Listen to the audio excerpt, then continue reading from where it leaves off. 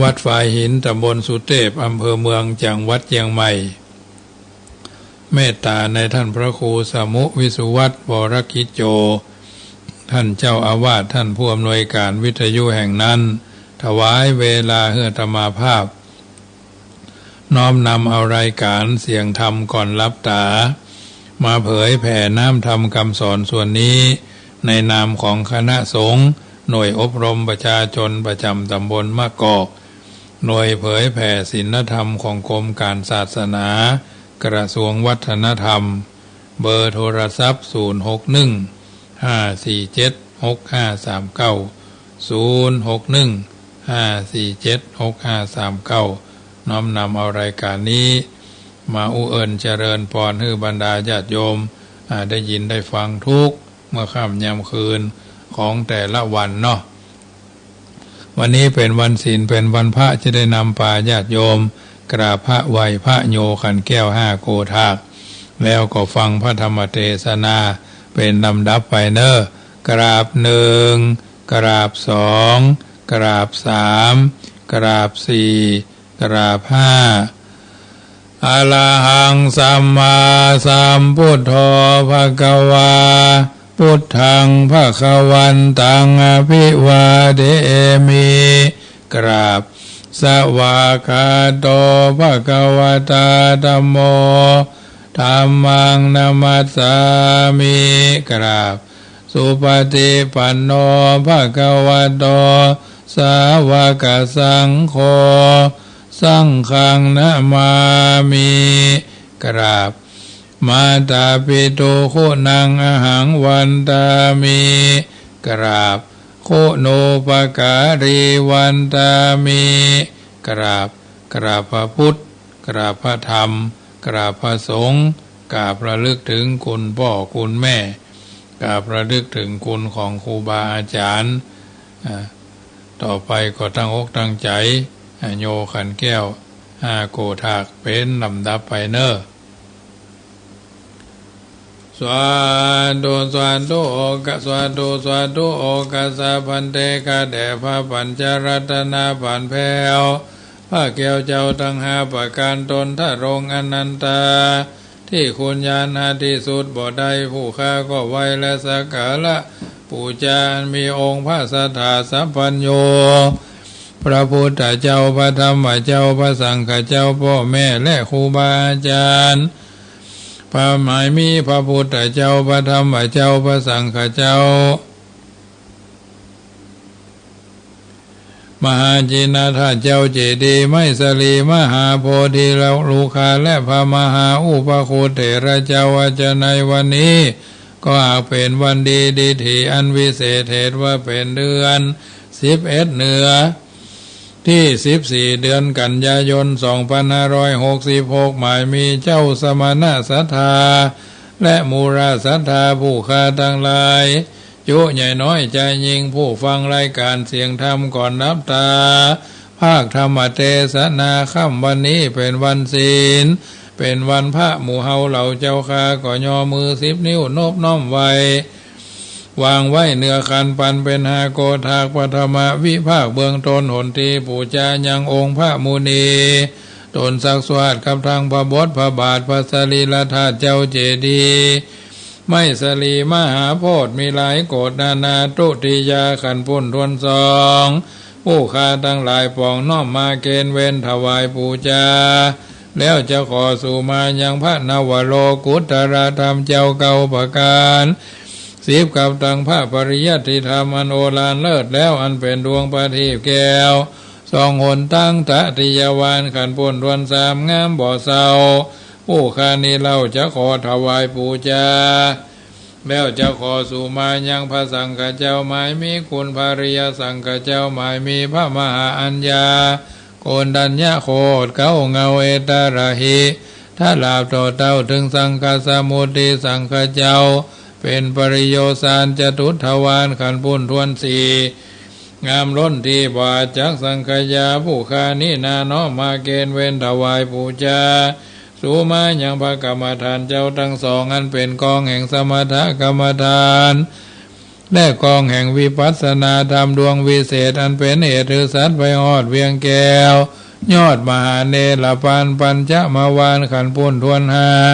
ผู้ข้าทั้งหลายจะขอถวายปูชาแล้วจะขอสุมาอย่างคุณพ่อคุณแม่ปู่ย่าตายายคุณผู้มีอุปการะคุณทั้งหลายตั้งแต่ครูเก้าครูปลายครูตายครูยังอาจาริยะอาจาริยังเจ้าทั้งหลายสั่งสอนยังโลกิยะสั่งสอนยังโลกุตระสั่งสอนยังอาคาราพยัญชนะคาถาเจ้าทั้งหลายสั่งสอนยังสมถกรรมฐานและวิปัสสนาธรรมกรรมฐานตลาดต่อเต้าถึงอาจารย์ปัจจุบันนี้ใส่ร้อนว่าผู้ฆ่าทั้งหลายได้ประมาทอเนกจาติหล่อนโดยมีกายกรรมทั้งกายวจีกรรมกรรมโอมโนกรรมกรรมคืดได้ประมาทอิริยาปถะทั้งสี่นั่งนอนยืนเตียวหูแจ้งที่ใดกระทำก็ดีบ่หูแจ้งที่หากใดกระทำดังอันก็ดีผู้ฆ่าทั้งหลายก็กลัวเป็นโทษนากรรมทั้งหลายคือกลายเป็นนาทิวิปากโกอโหสิกรรมจะได้เป็นนิวรณ์ระธรรมกรรมมันแก่นการจักหามหนทางไปสู่จันฟ้า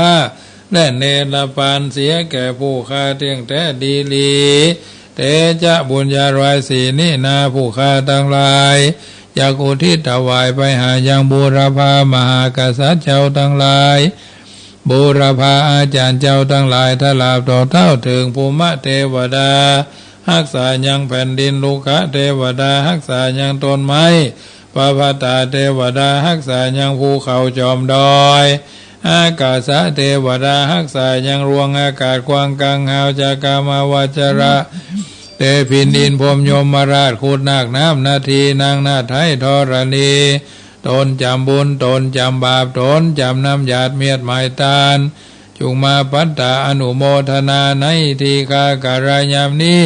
วันนี้นั้นจุงจักมีเตียงแท้ดีลีบัดนี้ผู้ฆ่าทั้งหลายจักอุทิศถวายไปหายังบูรพามาจักอุทิศถวายเป็นมคตภาษาบาลีว่าสวตุอิทังโนอากิมาตุบุภาราชาปุจจาสัจจการวะจานังโจติทานังสัมมาสัมพุทธัสสะธัมมัสสะสังฆัสสะมหาจินาทตุมหาเจติยังมหาโพธิลูกขังสักกจังเต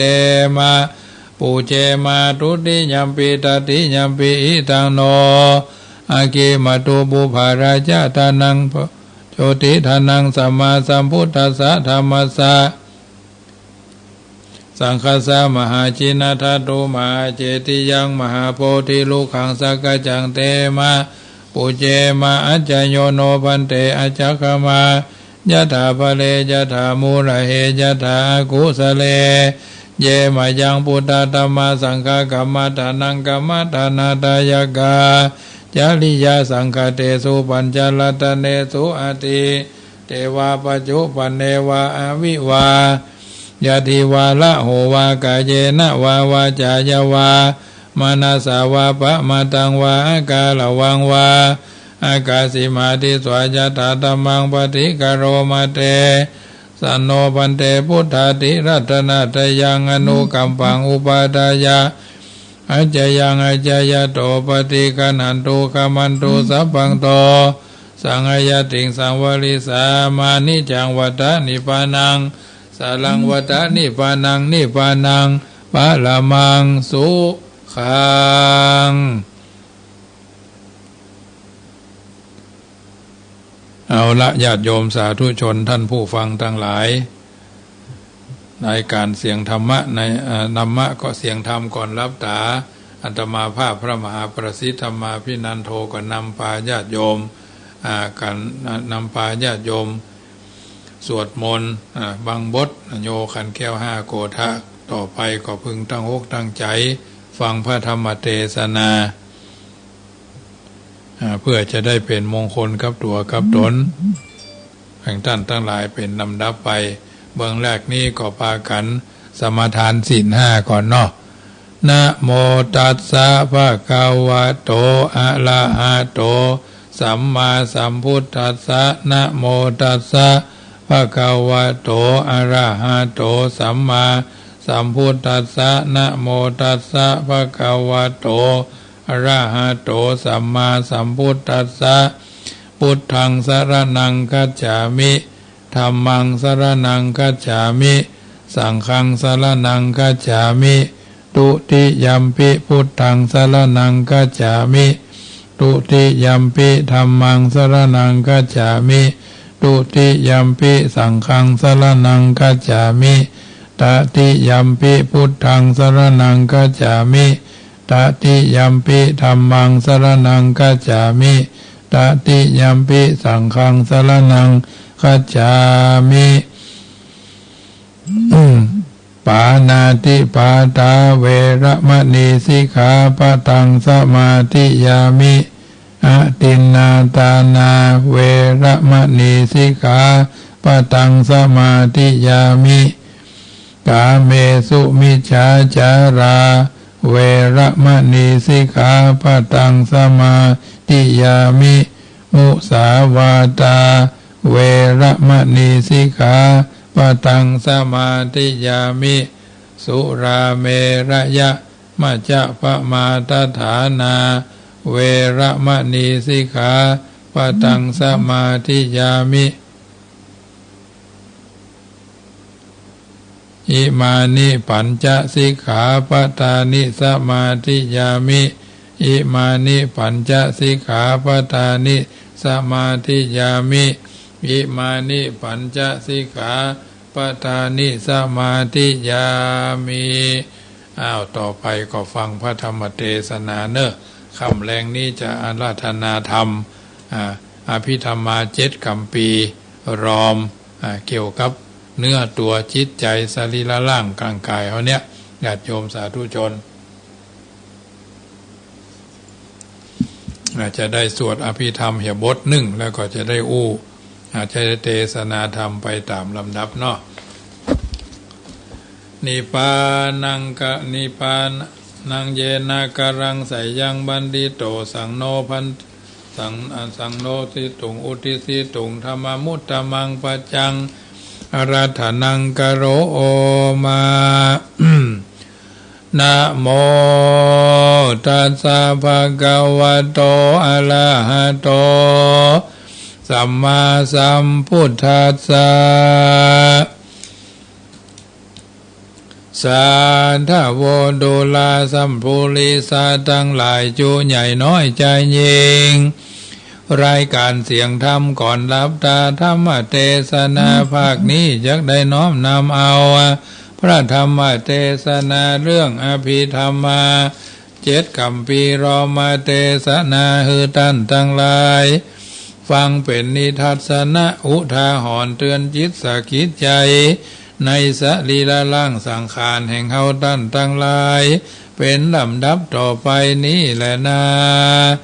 กุศลธรรมาอกุศลธรรมาอัพพยากตาธรรมากตาเมธรรมากุศลยัสสมิงสมาเยกามาวาจรังกุศลังจิตตังอุปันนังโหติโสมานัสสะหะคตังญาณสัมปยุตตังรูปารามนังวาสัทธารามนังวาคันธารามนังวาราสาลามานังวาโพธพาลามานังวาธรรมารามนังวายังวาปะนาราภาตัสสมิงสมาเยพัสโสโหติอวิเคโปโอติเยวาปนาตัสสมิงสมาเยอัญเยปิ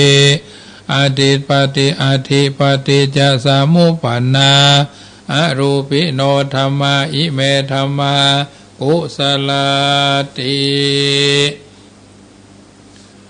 ดูลาสัมปุริสาทั้งหลายตั้งคหัดยิ่งใจทุกหมู่อันอยู่หน้าฟังธรรม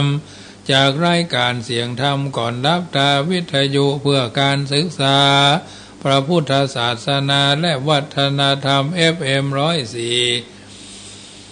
104.50 เมกะเฮิรตซ์วัดฝ่ายหินตำบลสุเทพอำเภอเมืองจังหวัดเชียงใหม่เมตตาปารมีธรรมในท่านพระครูสมุวิสุวัตวรคิจโยรายการเสียงธรรมก่อนรับตา นี่แหละนาอัตมาภาพพระมหาประสิทธิ์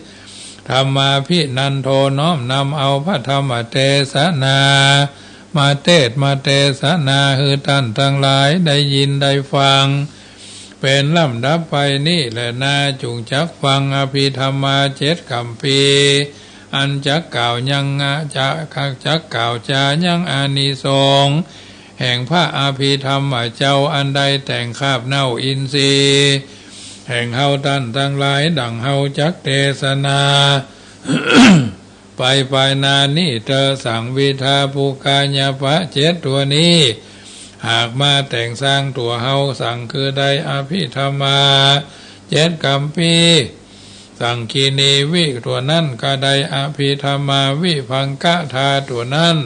หากได้อภิธรรมากาธากาธาผู้หากได้อภิธรรมาภุคาราปัญญากะผู้กะก็หากได้อภิธรรมากะธาวัตถุยะคือหากเอาได้อภิธรรมายะมากะปะคือหากมาได้อภิธรรมามหาประธานและนามนุษย์สาอันว่าคนทั้งหลายจุใหญ่น้อยใจยิงยาเมื่อจักมาเอาปฏิสนธิเกิดมาในท้องนั้นนาสังก็ตัวนี้คือใดอภิธรรมาสังกีนีรอมเอายังจิตวิญญาณแห่งสัตว์และบุคคลนั้นมาพร้อมครบไข่33แล้วจึงนำเข้าสู่วางดุกขังกำขวาแห่งพ่อตนแล้วตั้งอยู่ในท้องให้พ่อได้7 วันจึงออกมาจากวางดูขังแห่งกำซ้ายย้ายมาสู่ข้ามอมแห่งตนแม่เจ้าแล้วก็เข้ามาสู่ในท้องแม่หันแลวิคือวิพังกะคือมาใดเขียวล้อมคือใดเป็นต่อมน้ำใสเหมือนดั่งน้ำมันงาอันติดอยู่ระหางถ้าลายอันใด7 วันทาก็ได้พระธาตุกาถามาเขียวรอมคือกาดางมันดั่งอันน้ำตาที่อันแรมคืนใด7 วันปุคือใดภูกาลาปัญญัตินั่นนามาเขียวรอมมาคือแหงเป็นต่อมเลือดอยู่ใด7 วันนากะคือใดกะทาวัตถุนั่นมาเขียวรอมคือกาดางเป็นก้อนเลือดได้7 วันแล้วยะคือมาใดยะมากะนั้นนามาเขียวเป็นกาดางเป็นแต่งจีนได้7 วันปะคือใดมหาประธานนั่นมาเขียวล้อมคือแหงแล้วตกแต่งคือเป็นสาขา5 แห่งตามดั่งพระสตามูลวิมาลาใครว่าได้สาระ8 ตัวมีเป็นตนโอเป็นที่สุดในละหุ3 ตัวนั่นคือว่ามาแต่งคือเป็นหัวเข่าอิมาแต่งคือเป็นสาเอวอุมาแต่งคือเป็นข้อคือได้คู่เหยียดงอได้ไว้นักนาได้ไว้นักตั้งฟ้าแลบนั่นแน่ตัวที่ข้าหาคือตัวมาแต่งคือเป็นแข้งขวาอีมาแต่งคือเป็นแข้งซ้ายอุมาแต่งปลายเป็นแขนขวามาแต่งเป็นแขนซ้ายโอมาแต่งแปลงคือเป็นลำตัวทั้งมวลแต่แลอีอูโอตัวนี้คือหากมาใดนะโมพุทธายะนะคืออาโปธาตุ12 โมคือมาใดปัทวีธาตุ21ปุคือใดตัวเตโช6คือใดวายโย7โกฏากยะคือหากอากาศรองรับเอาธาตุทั้ง4นั่นแลกะคือแต่งตัวเป็นเกศาผมคะคือแต่งตัวเป็นโลมาขนกะคือแต่งเป็นเล็บตีนมะคือเป็นตัวลำตัวเป็นต้นนะเป็นตันนาตาเขียวงะคือหากเป็นตะโจนางจะคือหากเป็นมังสังจีนเนื้อชะคือเป็นนะหาลูเส้นเอ็นจะแต่งคือเป็นอธิกระดูกชะคือหากเป็นอธิมิจังเยื่อในกระดูกยะคือหากเป็นวะกังมะแก้วตะคือหากได้เป็นหะตะยังหัวใจทะคือหากเป็นยะกะนังตับดะคือเป็นนาโลหิได้แต่งคือเป็นกิโลมากังเจียติดจีนพังผืดทะคือหากเป็นตัวปิหากังม้ามนะคือหากเป็นปะภาสังพังพอตะปังปอดตะแต่งพัวเป็นอันตังไส้อ่อน ทะแปลงคือเป็นอันตะคูนังไซใหญ่ทะคือเป็นอัฏฐริอุทธริยังโขยังขมทะคือเป็นตัวกะริสังมูดขีหรืออุจจาระนะคือแต่งคือเป็นพิตานังน้ำดีปะคือเป็นเสมหังน้ำเสลดพระคือแต่งเป็นบุโพน้ำนองปะคือเป็นโลหิตังเลือดพระคือเป็นเศโทเหงื่อไขมะคือเป็นเมโทมูกมันนะยะคือเป็นอสุน้ำตาละคือเป็นวาสาน้ำเหลืองละคือเป็นนาเคโลน้ำลายวะคือเป็นสิงคานิกาน้ำเมือกสะคือเป็นมะคะละสีกาน้ำมันในไข่คอหะคือเป็นมูดตังน้ำเนาละอังคือเป็นหน้าคือเป็นแต่งแปลงคือเป็นมัทธะเกมัทธะลุงคังเป็นอ่องอในหัวนั่นแลอันนี้เป็นรูปธรรมปัทวีธาตุเสียสาวเอสโกถากเป็นคุณป้อเป็นคุณตนป้อนะคือเป็นตนน้ำดีปะคือเป็นเสเลดหน้าพระคือเป็นน้ำนองปะคือแต่งคือเป็นเลือดละพระคือเป็นน้ำเหงื่อไขมะคือเป็นน้ำมันยะคือแต่งคือเป็นน้ำตาละคือเป็นน้ำเหลือง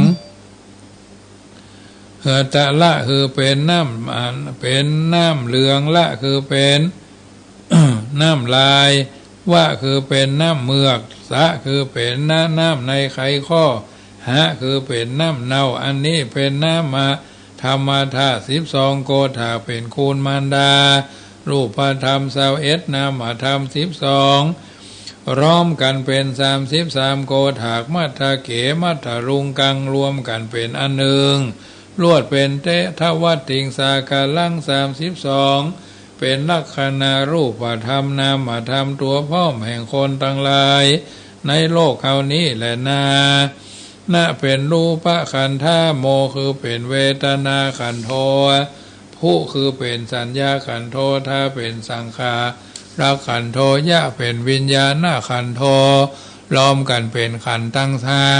พร้อมเสียงไขว้แลพระพุทธเจ้าเทศนาแก่มหาสารีบุตรเถระเจ้าว่าดูลาสารีบุตรเอ่ยอันว่าคนทั้งหลายควรหือหู้จักยังรูปธรรมนามธรรมแห่งตนแต่แลอันว่าอันนี้เป็นธาตุน้ำธาตุดินธาตุลมธาตุไฟ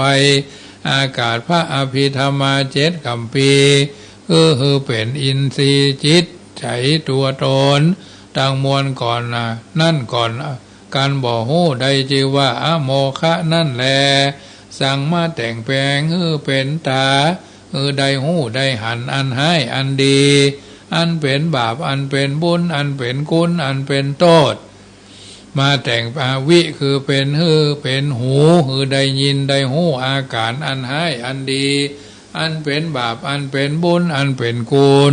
โตทามาแต่งเป็นหูดังได้สูบดมกลิ่นหอมกลิ่นเหม็นกลิ่นชอบกลิ่นบ่ชอบยะมาแต่งแปลงมีจิตใจได้หูรับอันตื่นอันลุกยืนอันลุกนั่งยืนเตียวไปมามหาประธานเท่าหากแต่งแปลงจุอันกันพระอภิธรรมาเจ้าบ่ตระบาดแต่งแปลงเฮาดังอันตัวเฮานี่บ่ได้มาเป็นตัวตนควรล่ำเพิงดังนี้แล้วหู้จักกูลแห่งพระอภิธรรมา7กัมปีหู้จักดินน้ำลมไฟตั้งมวลจึงจะได้โพดพ่อโพดแม่แห่งตนและญาติกาวงศาคณาญาติ ได้3ดังพระพุทธเจ้าเทศนาในมัชฌิมวรรคว่าบุคคลผู้ใดหู้จักคุณแห่งอภิธรรมา7กัมปีอันมาแต่งแปลงกายะอินทรีย์จิตใจแห่งตนจึงจะได้ว่าหู้จักได้ชื่อว่าหู้จักกูนาแห่งพ่อแม่ตนเหตุต่างอันบุคคลยิ่งใจทั้งหลายตั้งขหัสและนักบวชเจ้าทั้งหลายจุงจักใจตั้งใจฟังแล้วควรนำเรียนเอาใดถ้าลงจำไว้ในมโนทวารแห่งตนปฏิบัติตามไปตามดังในยะพระพุทธเจ้าเทศนาไว้จุปการเตอะก็จักพ้นจากทุกข์ตังมวล บ่อยาจะแลนานะโมพุทธายะนะกาลังทวาทัสสะมาตากุณังสัพพะปาปังวินาสันตุ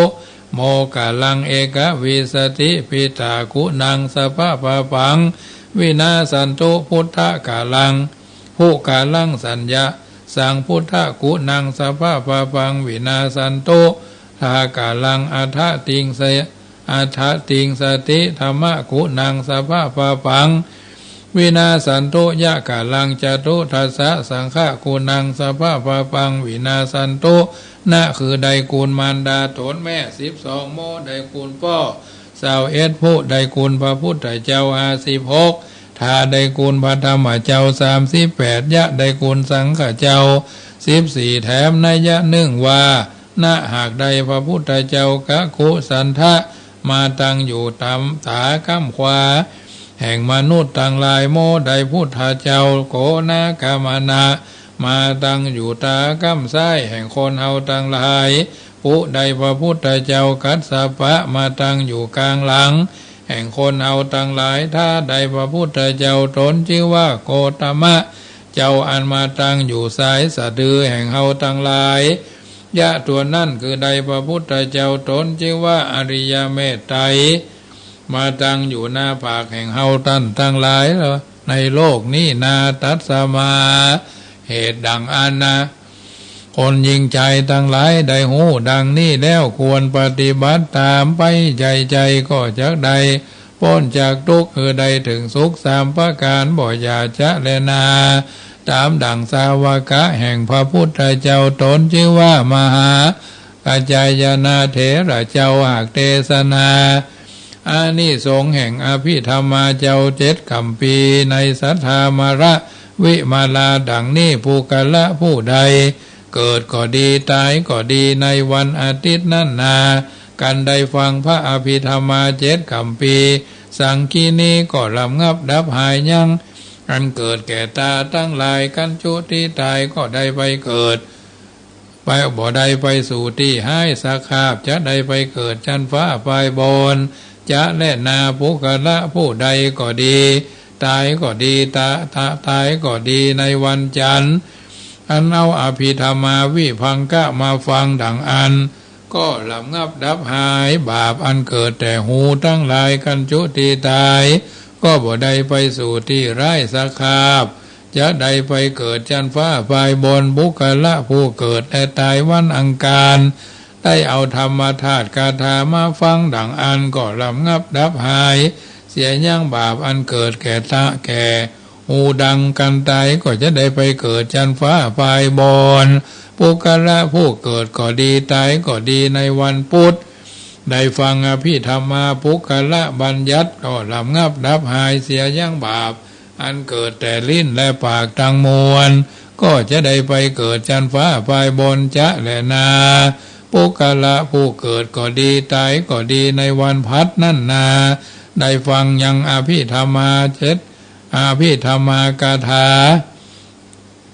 วัตถุดังอันเจ้าผู้นั่นก็รำงับดับหายเสียย่างบาปอันเกิดแต่มโหมโนทวารตังมวลกันจุติตายก็ได้ไปสู่ที่ดีปุกละผู้เกิดก็ดีตายก็ดีในวันสุขดังอันละได้ฟังยังอภิธรรมายะมกะดังอันก็รำงับดับหายเสียย่างบาปอันเกิดแต่จิตใจตั้งมวลกันจุติตายไปก็จักบ่ได้ไปสู่ที่ให้สักคาบก็จะได้เกิดในชั้นฟ้าปลายบนจะแลนา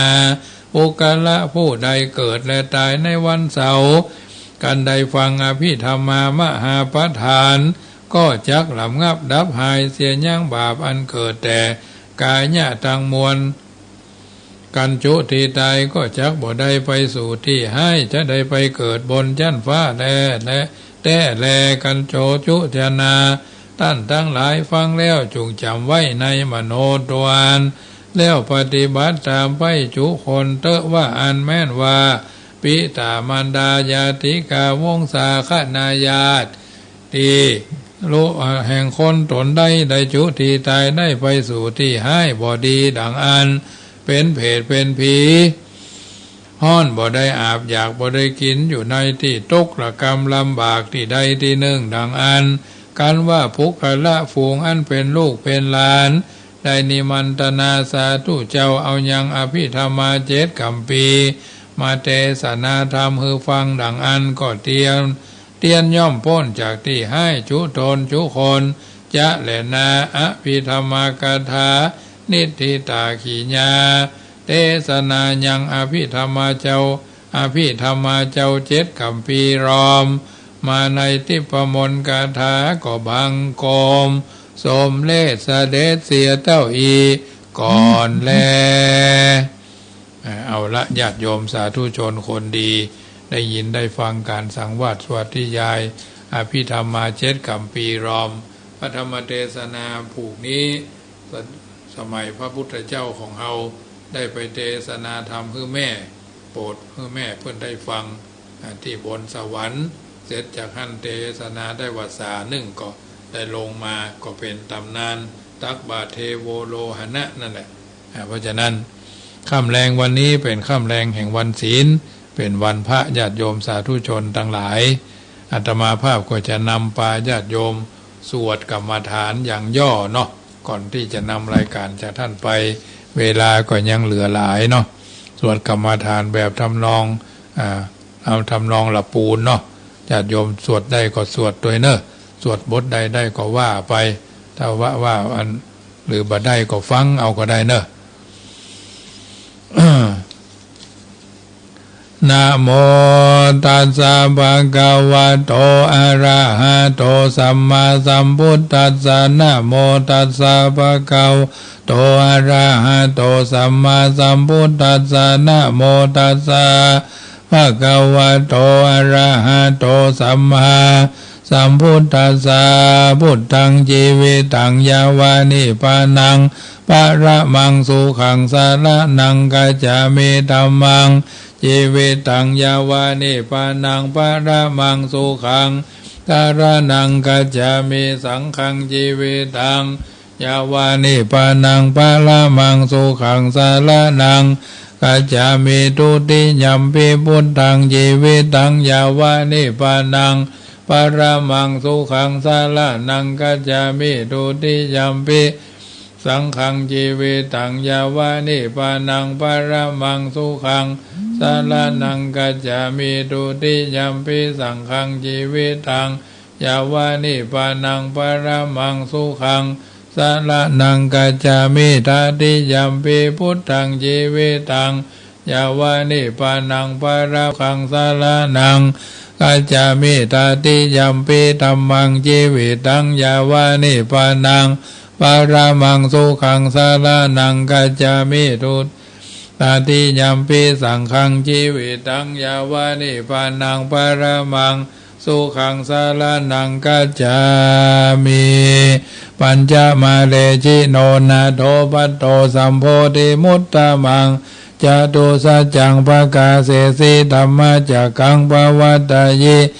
เอเตนะสัจจวะเจนะโหนตุโนจยามังกลังเอเตนะ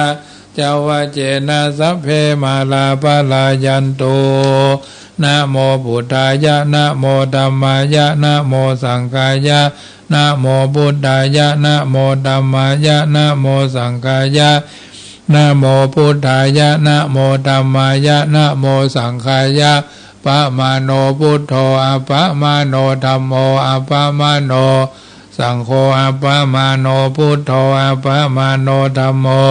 ปะมาโนสังโฆอะปะมาโนพุทโธอะปะมาโน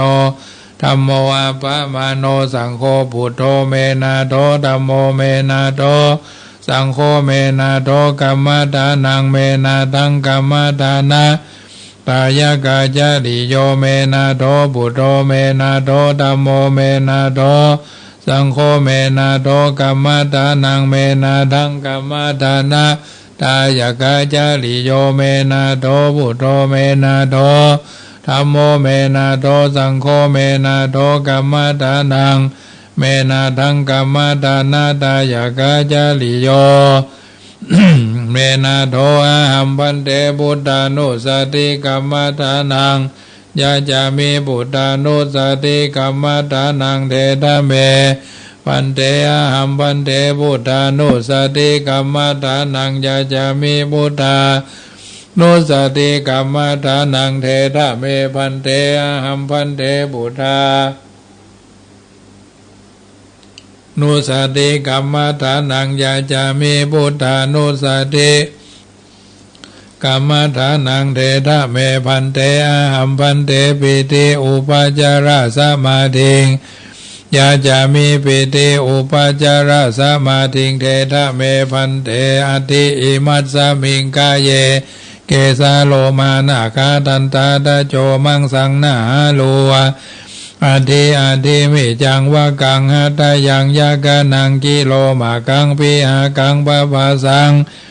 อันตังอันตาคุณนังอุตริยังกริสังปิตังเสมาบุปโรหิตังเสโดเมโทอาสุวาสาเคโลสิงคานิกาลาสิกามุตตังมัตตะเกมัตตารุงกันติตัวติงสากาลังอะยังอัตตาภาโวอานิจังทุกขังอนัตตาอสุจิอสุปังอิมังกัมมัตทานังปุณะภาโวติอาจิลังวัตยังกายโยปะทวิงอติเสสติชุดโธอาเปตวิญญาโนนิรัตถังวะคาลิงคาลังปะทวีธาตุอาโปธาตุเตโชธาตุวายโยธาตุรูปขันโธเวทนาขันโธสัญญาขันโธสังขารขันโธวิญญาณขันโธปัญจขันธาอัจจตาวะอิตา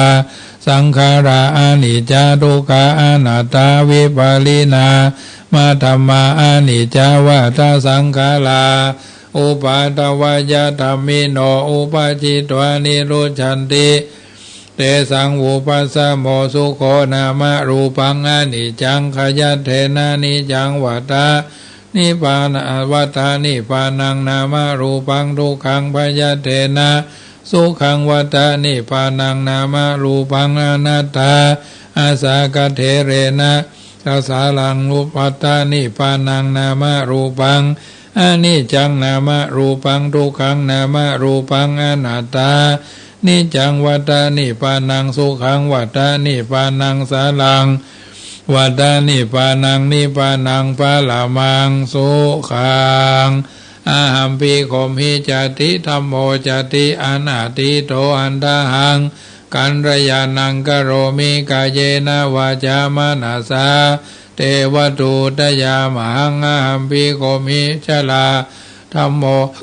จลังอนาติโตอันตหังกันรยานังกโรมิกายเยนะวาจามนาสาเทวตูตยามหังอาหัมปิโคมหิพยาธิธัมโมพยาธิงอนาติโตอันตหังกันรยานังกโรมิกายเยนะวาจามนาสาเทวตูตยามหังอหัมปิโคมหิทุโคธัมโมทุโคอนาติโตอันตหังกันรยานังกโรมิกายเยนะวาจามนาสาเทวตูตยามหังอหัมปิโคมหิทุโขอาตวรณะธัมโมมะระนังอนาติโตอันตหังกันรยานังกโรมิกายเยนะวาจามนาสาเทวตูตยามหังเมตไตโยอุตตโรรามโมปะเสโนโกสราภิภูทีฆาโสนะจะสังกิโจสุโพโธไทยพระมโนนาลาคิลีปริรโยโพธิสัตตาอิเมทัสสะเมกานุกัมเมนะสัทธาโสธีภวันตุเตพุทโธมังกลาสัมพุทโธสัมพุทโธทิปตุตโมพุทธมังกลามากัมมาสัพพทุกขาปโมนจะเลธัมโมมังกลาสัมพุทโธกัมพิโรตุตโสอนุงธรรมมังกลามากัมมาสัพพะญาปมุนจะเลสังโฆมังกลาสัมพุทโธวระตักขีนโยอนุตตโลสังฆมังกลามากัมมาสัพพะโลกาปมุนจะเลสุโขพุทธานังอุปาโทสุขาสัทธมเต สนาสุขาสังคสาสามาคีสามาคานังตะโพสุโขคัตติโยเสโทจะเนตัสมิงเยโคตาปฏิชายิโนวิชาจารณะสัมปันโนโสเสโทเทวมนุเสติวาตาปฏิอาทิโจรติมาปาติจันทิมาสันนโตคัตติโยตาปฏิชาจิตาปฏิพระมโนอัฏฐสัพพะมโหรตังพุทโธตาปฏิเตจัสสะอโรคยะภระมาราภาสันตุถีปรมังทนังวิสาสาปรมายตินิพพานังปะละมังสุขังยะลาธรรมโมหิจรังอนาทิโตเอามีความแก่เป็นธรรมดาบ่อาจจักล่วงพ้นความแก่ไปได้พยาธิธรรมโมหิพยาธิงอนาทิโตเอามีความเจ็บไข้ได้พยาธิเป็นธรรมดาบ่อาจจักล่วงพ้นความเจ็บไข้ได้พยาธิไปได้มรณะธรรมโมหิมรณังอนาทิโตเอามีความตายเป็นธรรมดาบ่ร่วงพ้นความตายไปได้กรรมสาโกมหิเอามีความมีกรรมเป็นของตนกรรมตายาโตเอามีกรรมเป็นทายาทกรรมโยนิเอามีกรรมเป็นที่เกิดกรรมพันธุมีกรรมเป็นเผ่าพันธุ์กรรมปฏิสารโนมีกรรมเป็นที่เพิ่งอาศัยยังกรรมังกริสามิเอาจะทำกรรมอันใดไว้การรยานังวาป่าปะกังวาดีก็ตามให้ก็ถามตัสสะทายาโทภวิสามิเอาจำต้องรับผลของกรรมนั้นอิเมธรรมาอันว่าธรรมตั้งหลายเหล่านี้อัมเหหิอภินหะปัจเจเวคิตาปังเอาท่านทั้งหลายจุในน้อยใจยิงพึงพิจารณาทุกวันใจจะนี้แล ต่อไปก็หยาดน้ำเนอพลโตดูเฮาเราเจ้าข้าสุนันตุจงฟังยังกรรมังอันว่ากรรมอันใดกุศลังเป็นกุศลฝ่ายดีขินจิแม้นน้อยหนึ่งกัตตปังอันเปิงกะทำสัพเพหิอันเฮาตั้งหลายกะตังได้กะทำแล้วเยเตวาอันว่าเทวดาตั้งหลายฝูงใดอัสสมิงฐานเนอาทิกะตามาถึงที่นี่เป็นต้นอนุโมทันตุจุงอนุโมทนาปุญญังซึ่งบนกะตังอันเฮาตั้งหลายได้กะทำแล้วนั้นสัพเพสัตตานังอันว่าสัตว์ทั้งหลายตั้งมวลสุขีอัตตานังปริหารันตุจงรักษาตนอยู่เป็นสุขสัตตาการะทุกเมื่อทีคายุขาจุงมีอายุยืนยาวโหนตุจุงมีมาตาปิตาโรอันว่าพ่อและแม่สุขีตาจุงเป็นสุขทุกขาปะมุนจันตุจงพ้นจากทุกข์หนตุจงมีสัพเพยาตากาอันว่าญาติทั้งหลายสุขีตาจงเป็นสุขทุกขปะมุนจันตุจงพ้นจากทุกข์หนตุจงมีสัพเพยาตากาอันว่าคนทั้งหลายฟูงบ่ใจญาติสุขีตาจงเป็นสุขทุกขปะมุนจันตุจงพ้นจากทุกข์หนตุจงมีสัพเพปิศาจาอันว่าผีวิสัชตั้งหลายสัพเพยัคขาอันว่ายักษ์ตั้งหลายสัพเพเปตาอันว่าเปรตตั้งหลายทั้งสุขีตาจงเป็นสุขทุกขปะมุนจันตุจงพ้นจากทุกข์หนตุจงมีสัพเพนักขัตถาอันว่านักขัตถะเลิกตั้งหลายสุขีตาจงเป็นสุขทุกขปะมุนจันตุจงพ้นจากทุกข์หนตุจงมีสัพเพเทวาอันว่าเทวดาทั้งหลายรักษาวัดรักษาวารักษาศาสนาวัดเก่าวัดใหม่ทั้งหลายสุขีตาจงเป็นสุขทุกขาปะมุนจันตุจงพ้นจากทุกข์หนตุจงมีสัพเพอาจาริยุปัฏชายาอันว่าอุปชาอาจารย์กัมมวาจาจารย์อนุสาวนาจารย์ทั้งหลายทั้งมวลสุขีตาจงเป็นสุขทุกขาปะมุนจันตุทุก จงพ้นจากทุกข์โหนทุจงมีสัพพะสัมปติโยอันว่าสมบัติทั้งหลายทั้งมวลสมิจฉันตุจงสมฤทธิโวแก่ท่านทั้งหลายเที่ยงแท้แด่เตอเอาละศรัทธานาบุญทุกคนทุกท่านได้ยินได้ฟังการสวดที่ยายพุทธคุณธรรมคุณสังฆคุณจากรายการเสียงธรรมก่อนนับตาอัตมาภาพพระมหาประสิทธิธรรมาภินันโทก่อนไกลสาธกยกเอาอัฏฐสาระสิ่งละอันพันน้อย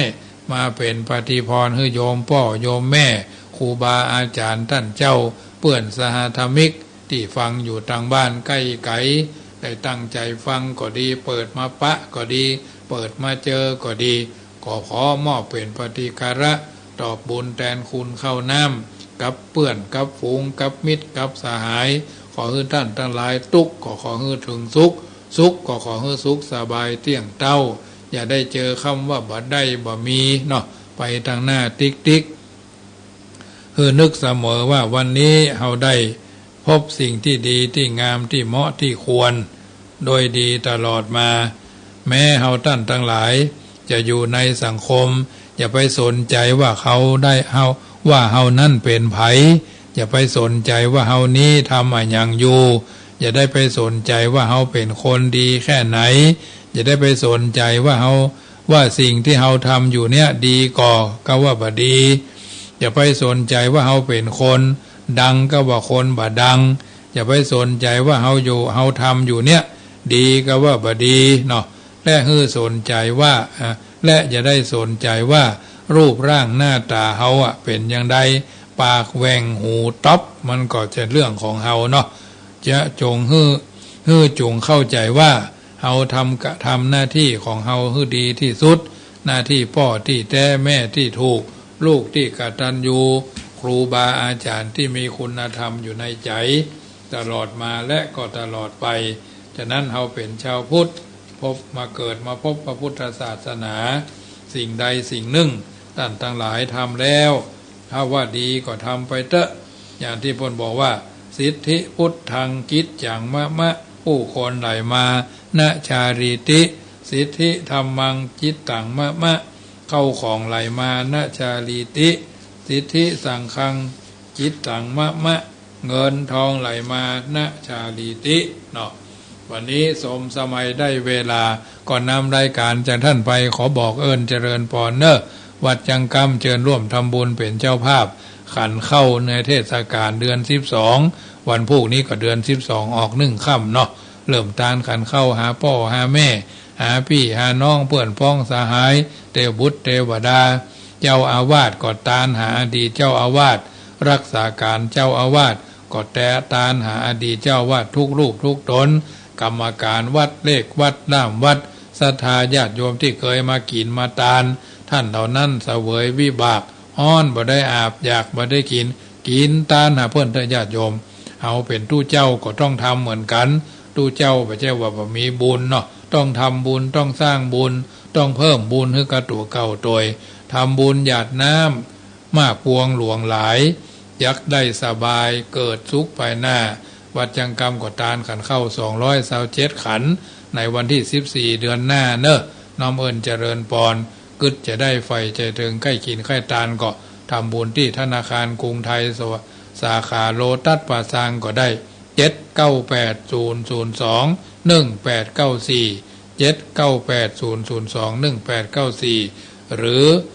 พร้อมเพย์ก็ได้0615476539เนาะ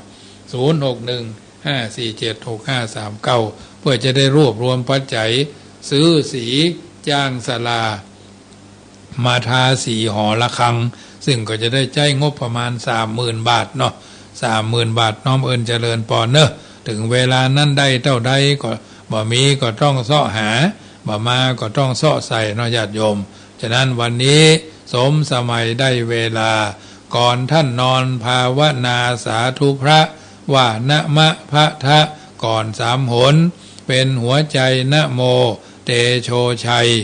ป้องกันภัยยามหลับไม่อับจนเมื่อล้างหน้าอย่าล้างเปล่าเอาสิริ เสกพุทธสังมิก่อน3 หนตำราว่าเป็นมหาชัยมงคลทิพมนต์คุ้มกันอันตรายจะจากเรือนครันใครไกลที่อยู่ถึงประตูยืนหยุดจุดที่หมายภาวนาสุขโตโพธิยายแล้วผันภายได้พิพัฒน์สวัสดีอีกจะพระกัสสะปะธมังเป็นมนต์ขังเป่าปัดกำจัดผีทั้งปีศาจพูดพายร้ายการีเสก7 ทีขับไล่ไม่แผ่วพานพุทธสังมังคลังโลเกอย่าเฉยใช้นี้คาถามหาศาลเป็นมงคลคุ้มกันอันธพาลถึงลุกรานได้ดีหนีกระจายเสกทุกคราสวมสร้อยห้อยพระเครื่องเดชกระเดืองเรียกมงคล3 สายช่วยป้องปัดพยันอันตราย